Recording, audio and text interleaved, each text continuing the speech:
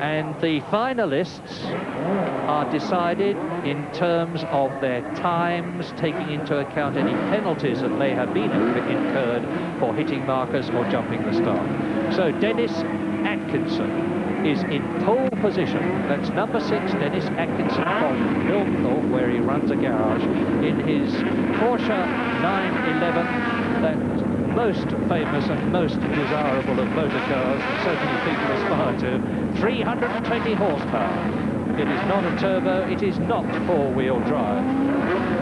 Then alongside Atkinson on the front row of the grid is number 143 there, the Finnish driver from Ertsa, Jukka Peltari, in a four-wheel drive 3.3-litre Porsche.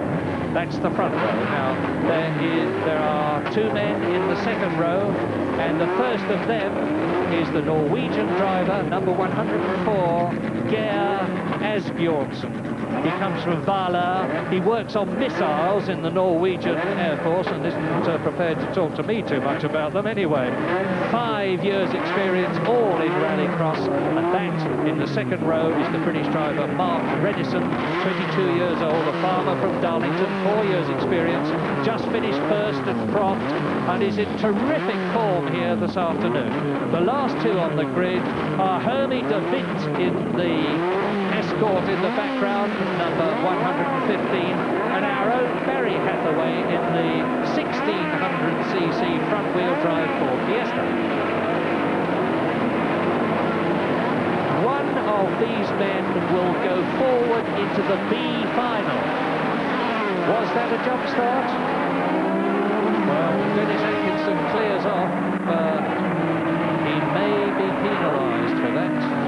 It will affect him if he finishes in first place. It won't affect him if he doesn't, in terms of making progress in this British round of the European Rallycross Championship, because the winner of this will go up to the B final. And at the present moment, Dennis Atkinson leads, and I see a signal opposite me which says number 6, 10 seconds, and number 6 is Dennis Atkinson. So Dennis Atkinson has got to win this race by at least 10.0001 seconds in order to qualify for the B final. He's going for it, isn't he? Atkinson leads, Peltari in the Porsche, the white Porsche, in second place. Mark Rennison in the Escort. He really is driving magnificently this afternoon. Rear wheel drive. Number 66, Mark Rennison. It's a 1600cc Ford Escort. And he is leading the 4th place man, Asbjornsen, in the powerful four-wheel drive white Porsche, getting it sideways as he comes out of the left-hander and then up to the top of the hill. There's Asbjornsen, number 104, in 4th position. Oh, he's very wild, and he's going to lose his 4th position if he's not careful.